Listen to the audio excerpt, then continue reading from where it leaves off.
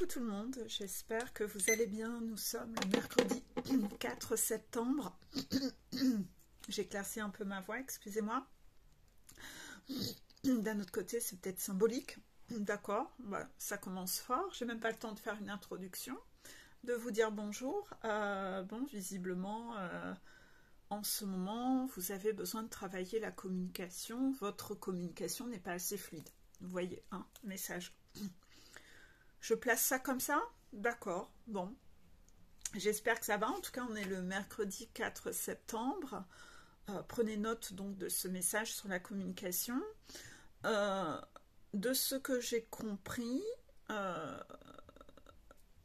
aujourd'hui, les guides aimeraient que je fasse visiblement un complément d'information sur tout ce qui est dalidite et païte, hein, la maladie de vouloir être vu, être sous les projecteurs, d'en mettre plein la vue aux gens et de recevoir des paillettes.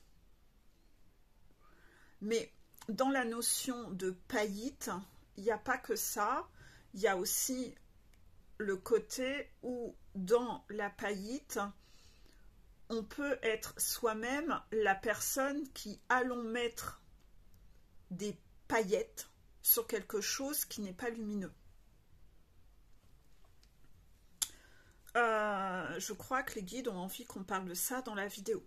C'est cet autre angle de vue de la paillite qui finalement devient toxique pour vous à la longue puisque vous vous illusionnez. Donc la paillite entraîne ou provient de l'illusionnite, de la passionnite. Donc en fait, si vous n'avez pas assez bien travaillé l'illusionnite et la passionnite, vous allez souvent partir dans un schéma où vous allez partir dans la paillite à vous-même mettre des paillettes sur quelque chose qui n'a rien de lumineux. Voilà. Donc je pense que là, je plante un peu le décor de cette vidéo. Avant d'aborder ce que les guides vont vouloir que j'aborde, j'aimerais faire une petite parenthèse pour faire un petit sondage auprès de vous. Ce sondage est de savoir si est-ce que vous préférez qu'à chaque fin de vidéo, j'intègre une ou deux anecdotes de choses qui se passent sur des parcours, ou préférez-vous que je fasse vraiment des vidéos spécifiques anecdotes? Dans tous les cas, je pense qu'il y en aura quand même, puisque j'ai presque des cahiers d'anecdotes. Hein, et que j'avais déjà commencé à faire des vidéos anecdotes, et je pense que je créerai une playlist spécifique pour bien les classer sur ma chaîne, une playlist anecdotes. Est-ce que vous voulez que en plus j'ajoute des anecdotes à chaque fin de vidéo? Parce que les guides aimeraient, vous voyez. Est-ce que vous, ça vous plairait aussi? Voilà. Voilà. Hein, c'était ça un peu le sondage que je voulais faire. Parce que j'ai reçu l'info là comme ça en direct. Je me suis dit, ah, voilà.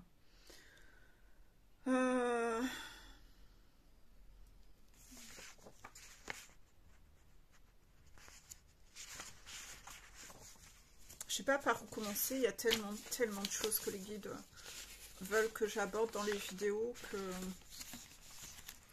Donc il y a cette histoire de paillite, oui. Parfois, donc je vais rentrer en canalisation. Hein. De toute façon, vous voyez toujours, quand je suis en canalisation, vous voyez que j'ai des contractions à intervalles réguliers. Hein, vous voyez, donc voilà.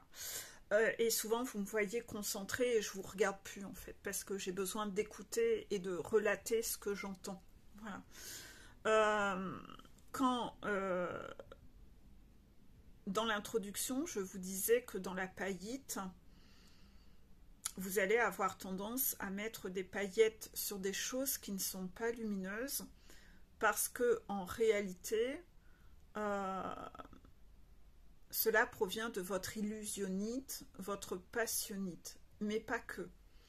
Les guides disent que justement, le problème de la dalidite est très lié à la païte. Parce que, en soi,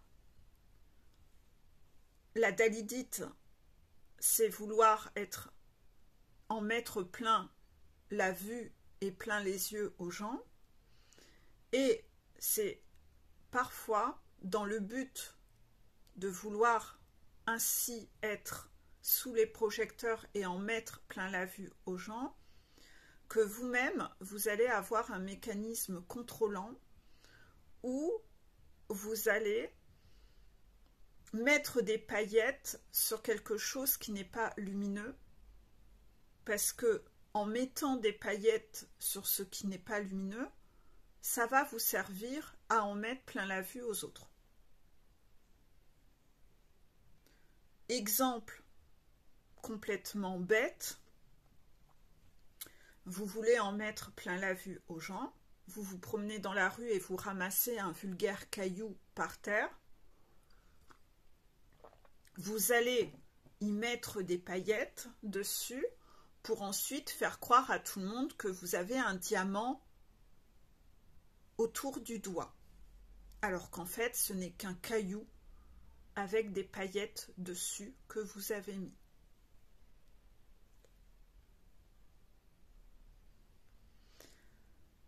Vous avez dans votre vie des cailloux que vous avez ramassés et à ce jour, vous mettez encore des paillettes dessus pour faire croire aux autres.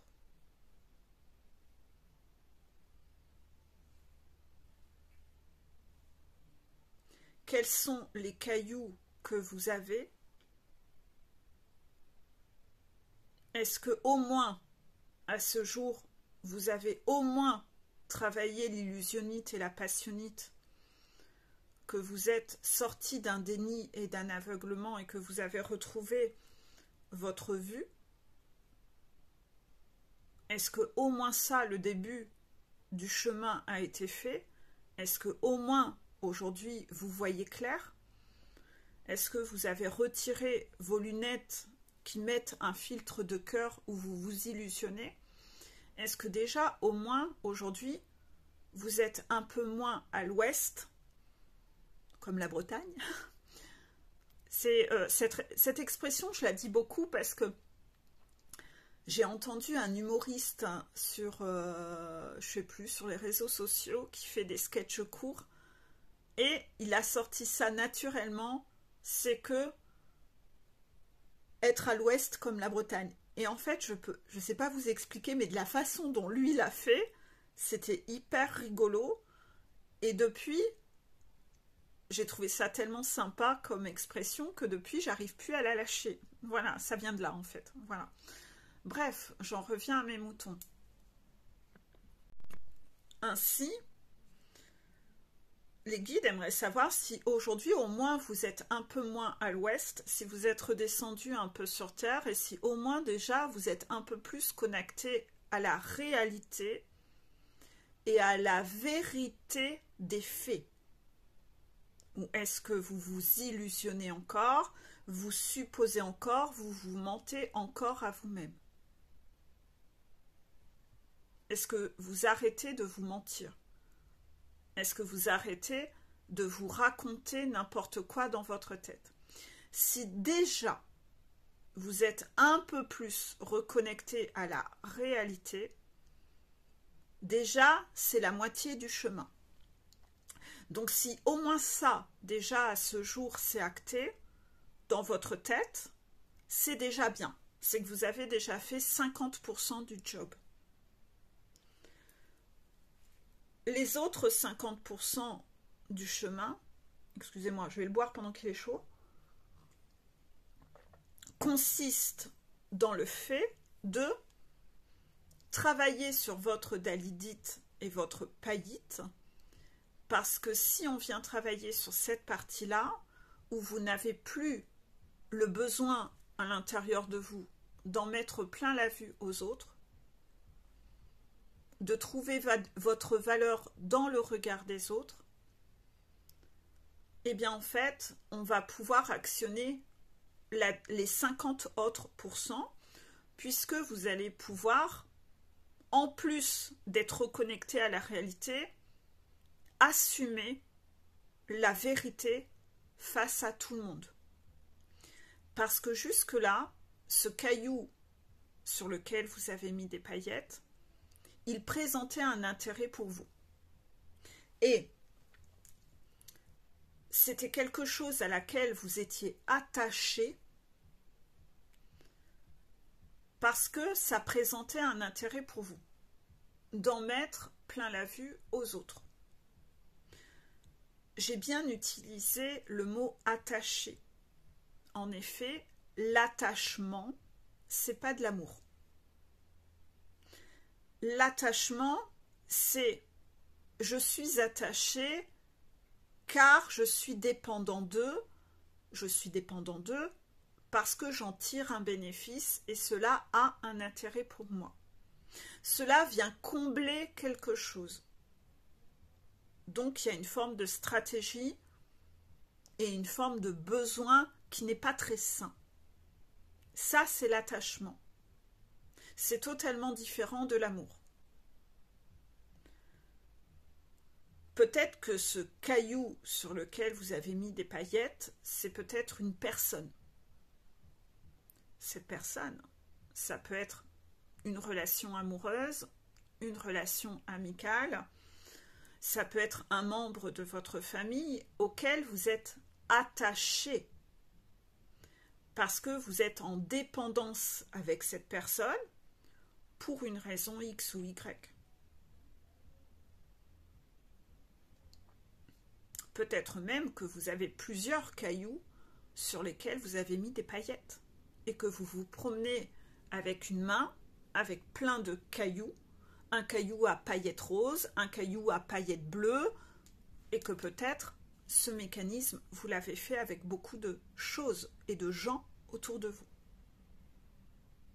Dans ce cas-là, vous avez besoin d'opérer à une phase de purification parce que vous allez devoir remettre la personne à sa juste place dans votre vie, sortir de cet attachement stratège où j'utilise une personne parce qu'elle me rapporte un intérêt.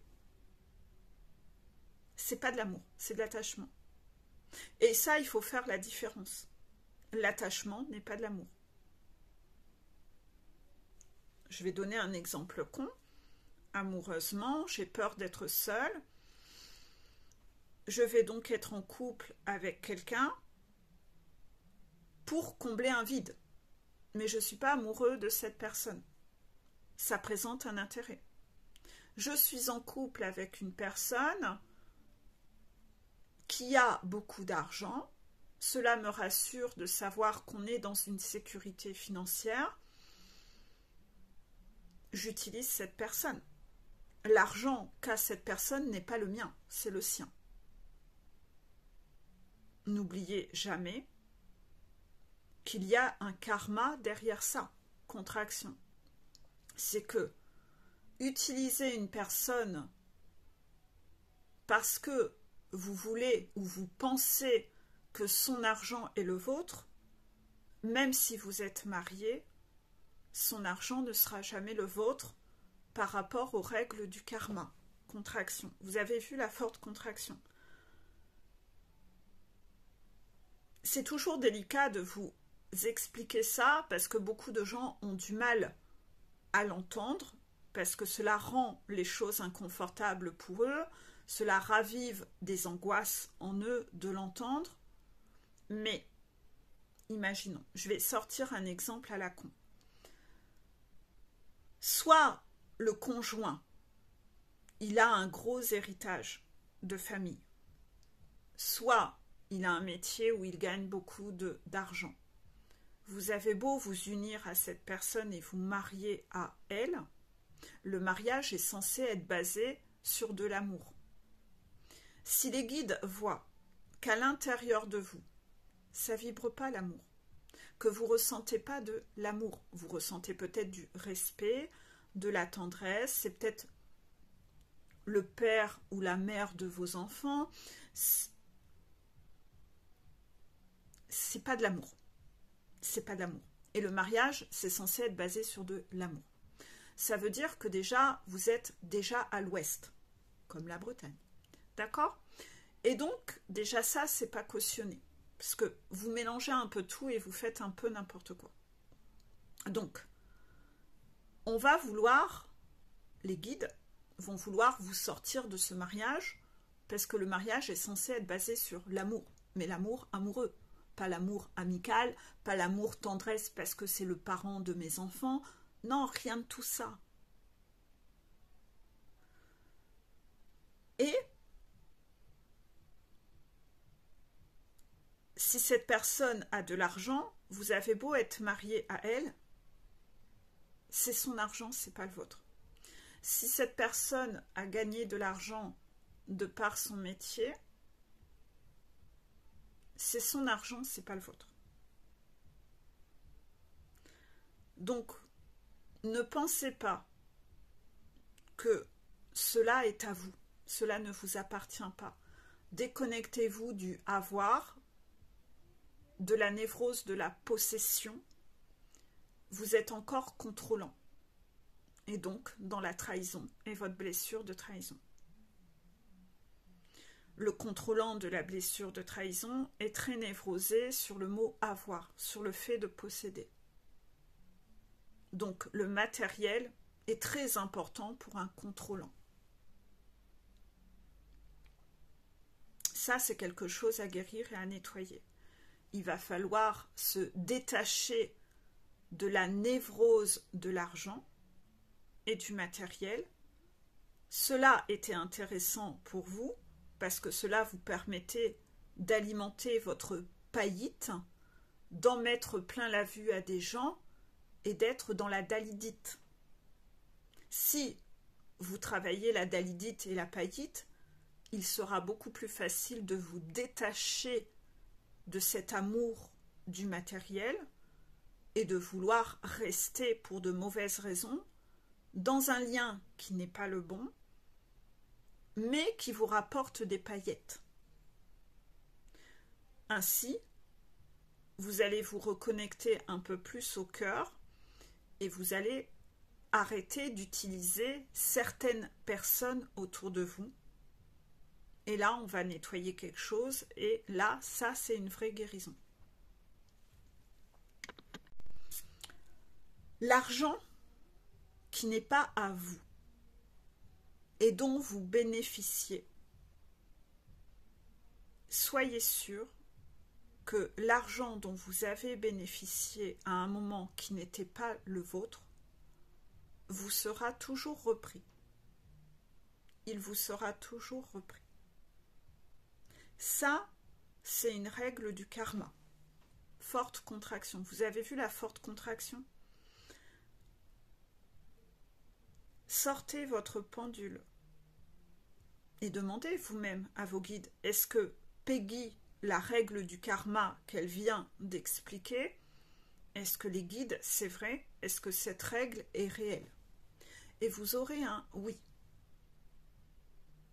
C'est pour cette raison que si là, vous vous posez 5 minutes au calme dans un canapé et que vous réfléchissez aux gens autour de vous qui, à un moment, vous avez entendu, vous avez su que ces gens-là avaient eu un héritage de quelqu'un, avaient connu un conjoint qui avait beaucoup d'argent et qu'ils en ont profité, essayez de regarder, de vous reconnecter à la réalité. Parmi eux, certains ont déjà leur karma qui tombe ou on leur reprend leur argent. Comment on peut reprendre cet argent? ce que je constate à chaque fois sur les retours de karma, c'est un peu différent. Les guides arrivent toujours à mettre en scène ce remboursement parce qu'en fait, c'est une dette.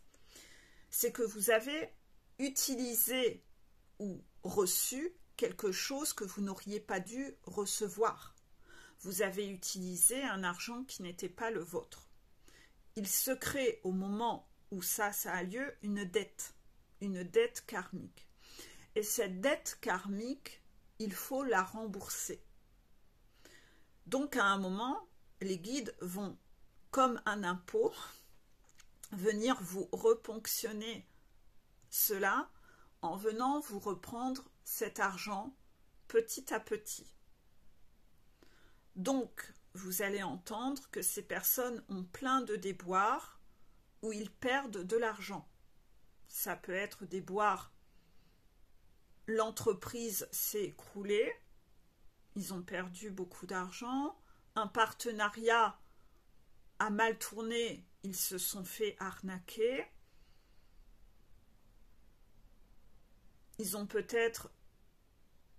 subi des arnaques d'une façon ou d'une autre. Je ne sais pas pourquoi on m'envoie, je vous le dis comme ça, des locations, appartements locatifs. Bon, je vous le place comme ça. Hein. Voilà, on peut subir une arnaque de 1001 façons. Un partenariat où j'ai perdu de l'argent. J'ai acheté quelque chose, mais quand je l'ai revendu, j'ai perdu de l'argent. Donc, un bien immobilier. Ça peut même être des choses plus petites. Voiture, moto. Ça peut être des pannes. Vous vous faites arnaquer sur une voiture qui tombe toujours en panne et cela vous coûte beaucoup d'argent.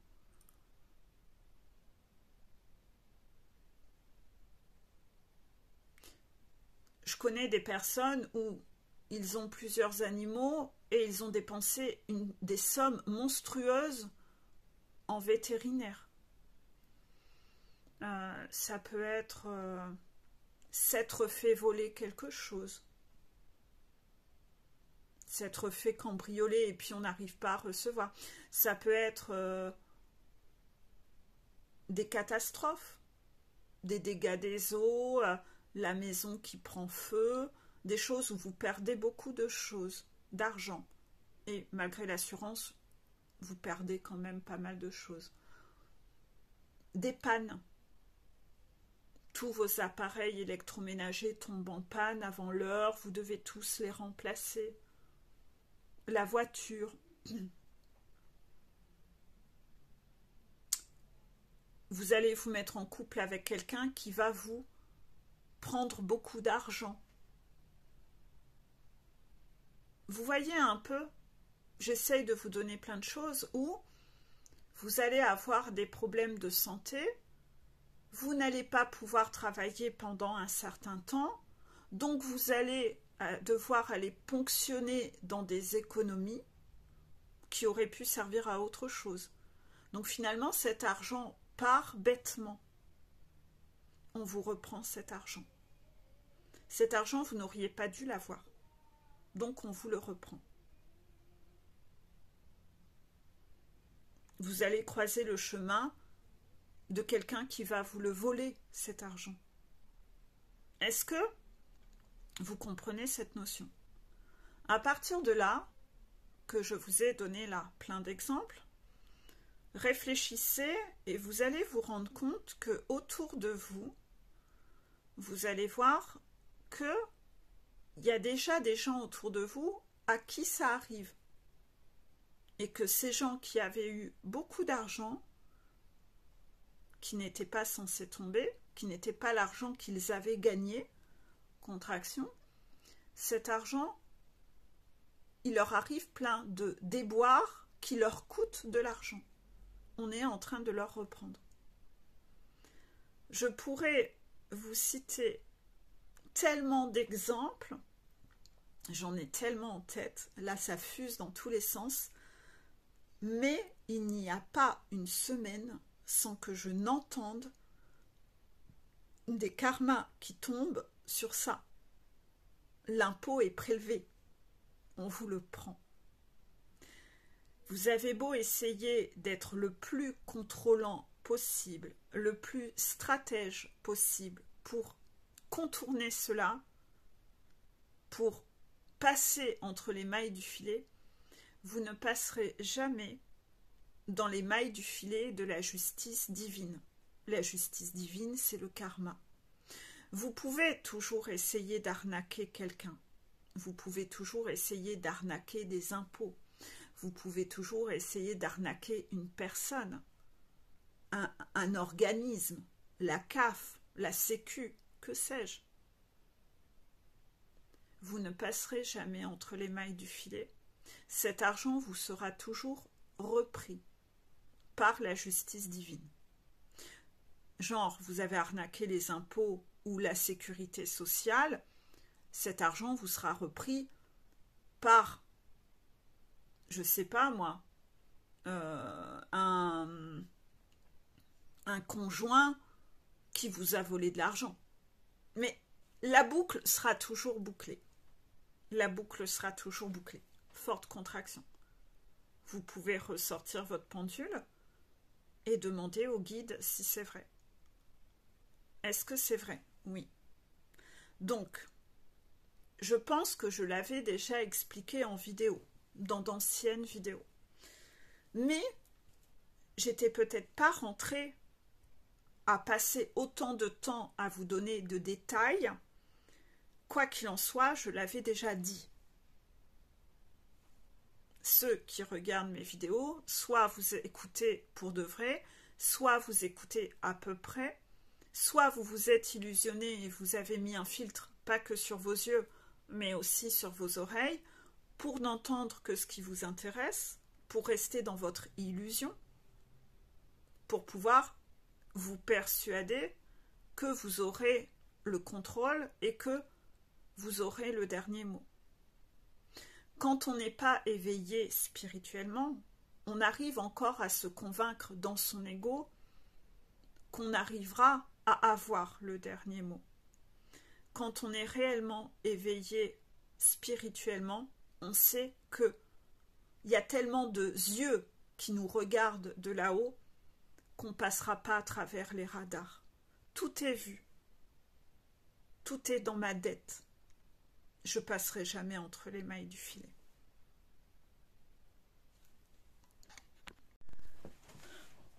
C'est de là où on reconnaît quelqu'un qui est réellement éveillé ou pas.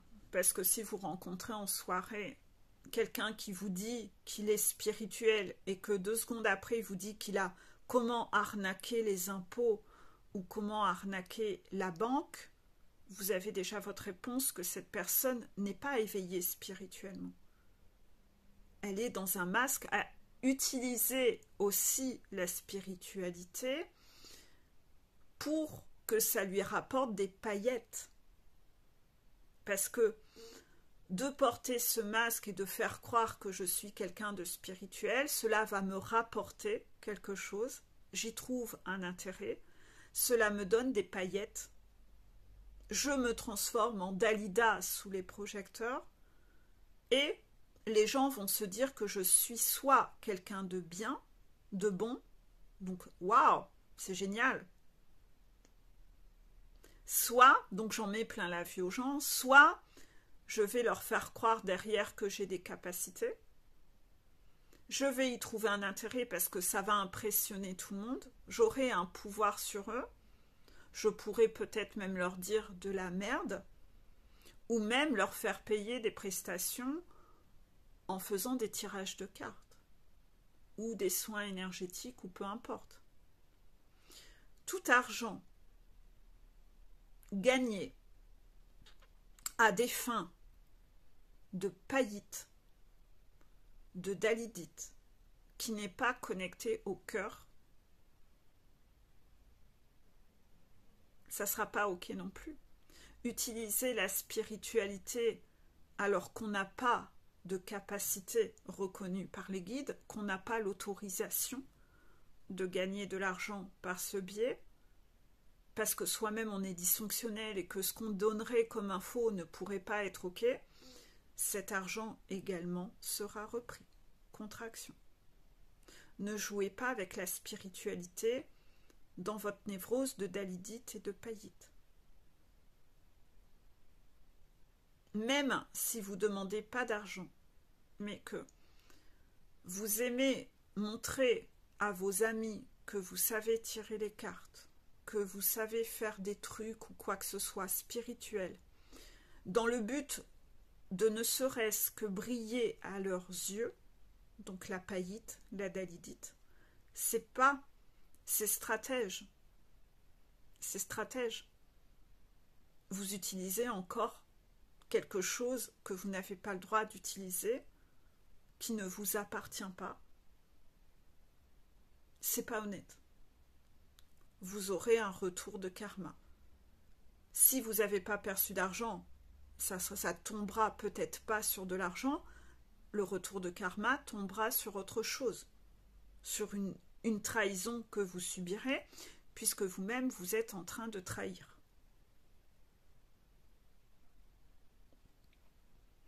Donc comprenez bien que la païte et la dalidite, derrière, si on ne la travaille pas, il y a du karma qui tombe.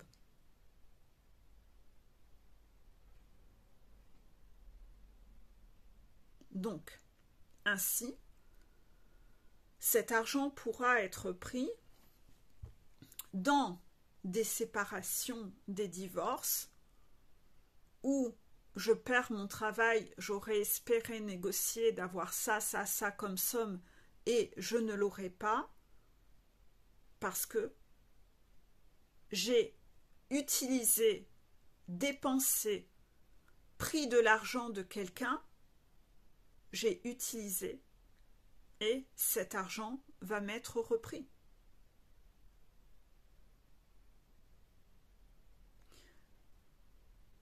Certaines personnes se diront, c'est pas grave, je vais donc rester, parce que, en plus sur les parcours flammes jumelles, beaucoup de gens font ça, mais en plus trompent leur conjoint.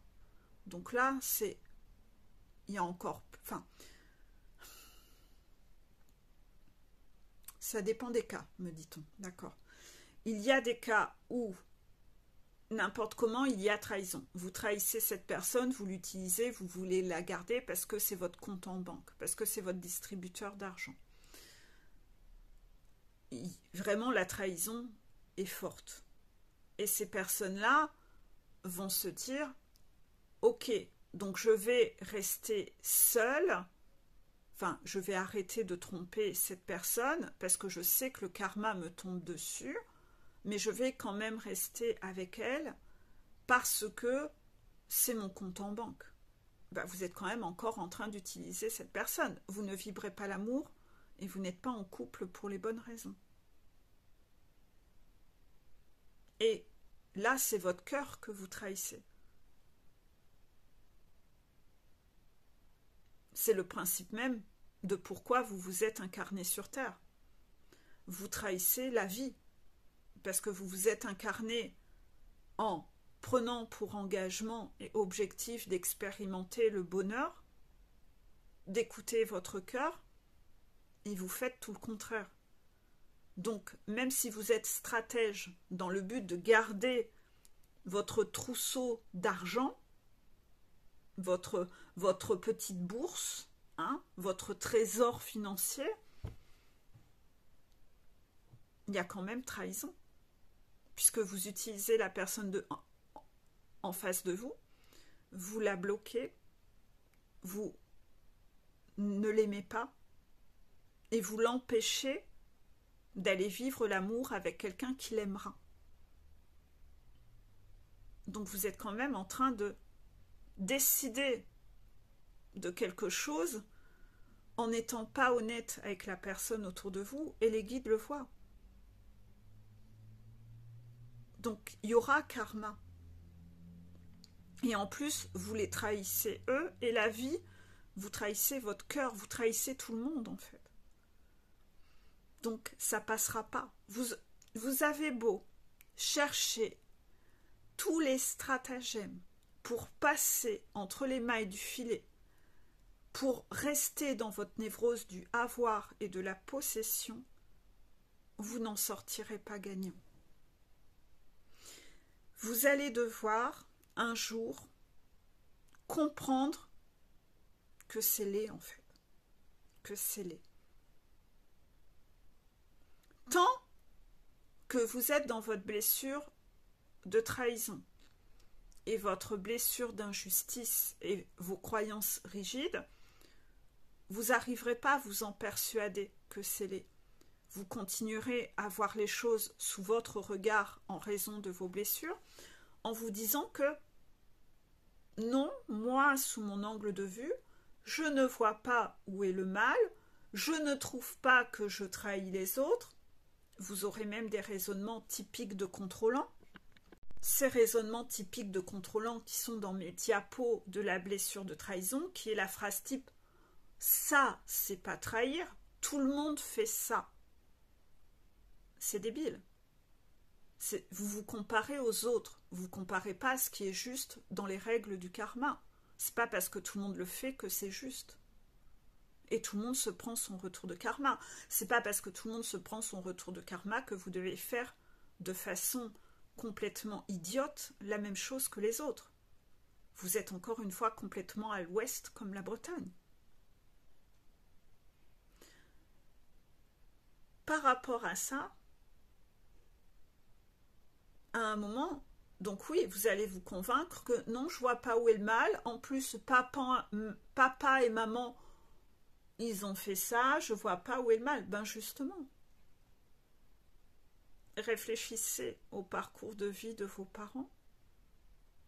Ont-ils eu, eux, un héritage déjà de leurs parents?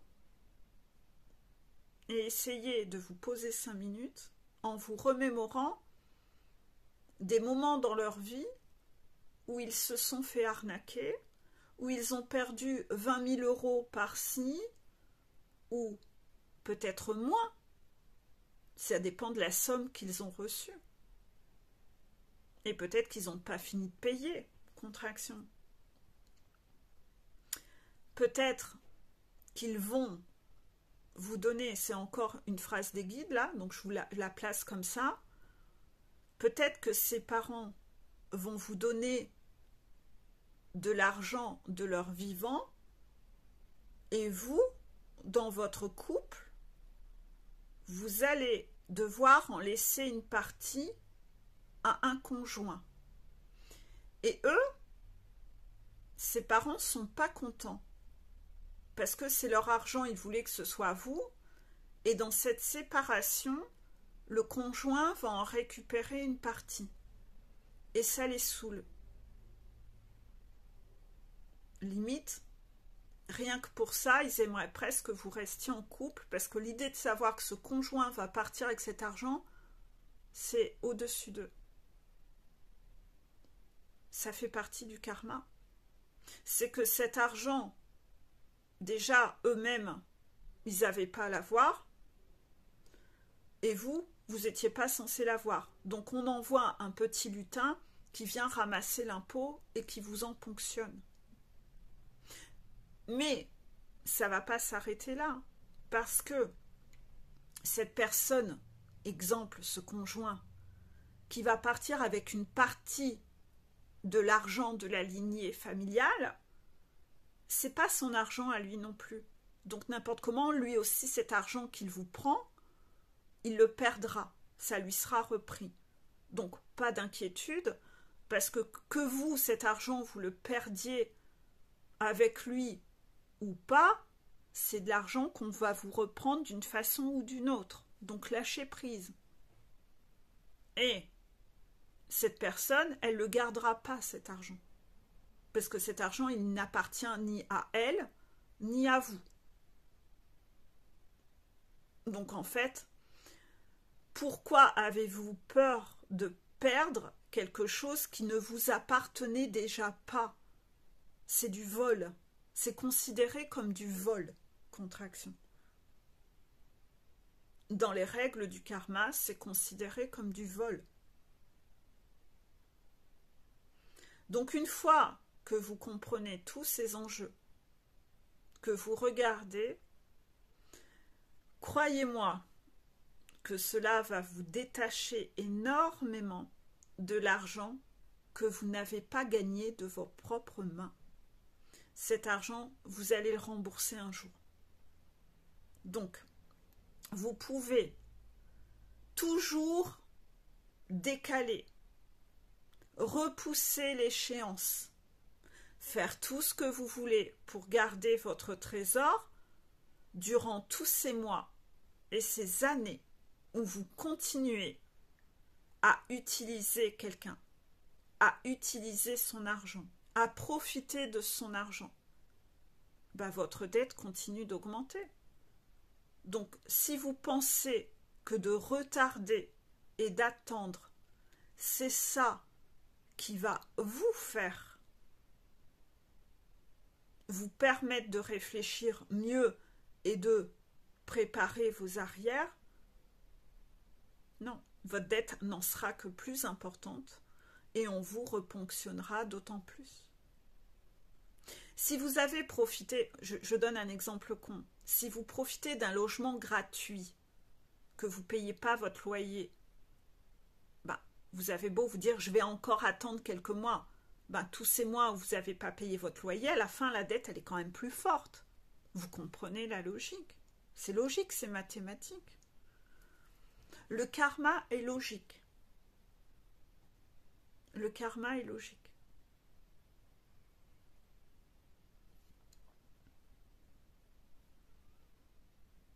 Donc observez votre païite, votre dalidite autour de la notion matérielle, au niveau de ce que vous utilisez, de qui vous utilisez, et observez comment cet argent vous est repris.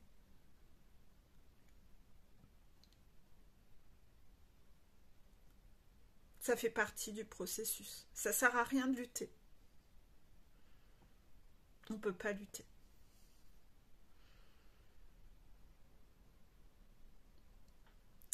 C'était ça le message de la vidéo. Voilà, j'espère que cette vidéo vous aura permis de comprendre des choses. J'ai un peu l'impression que je lance une bombe auprès de peut-être certaines personnes qui vont peut-être être en panique. C'est votre chemin.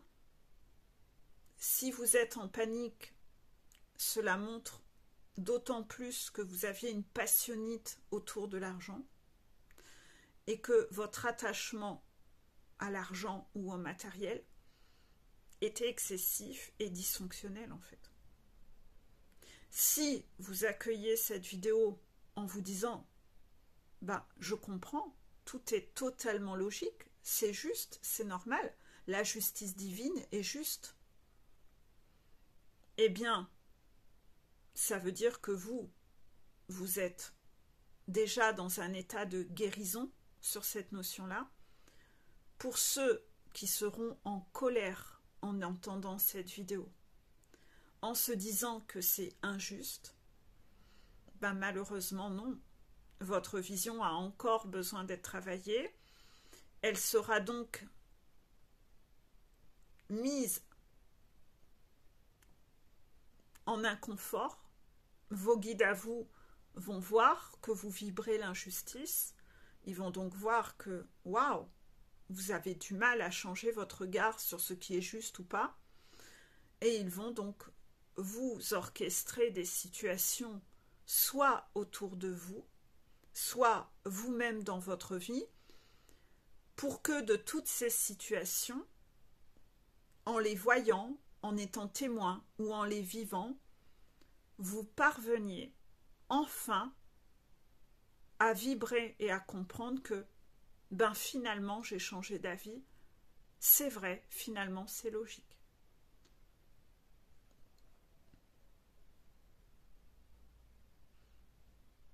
Donc, regardez votre tableau de bord émotionnel, regardez comment vous avez vibré en écoutant cette vidéo. Les guides ont vu.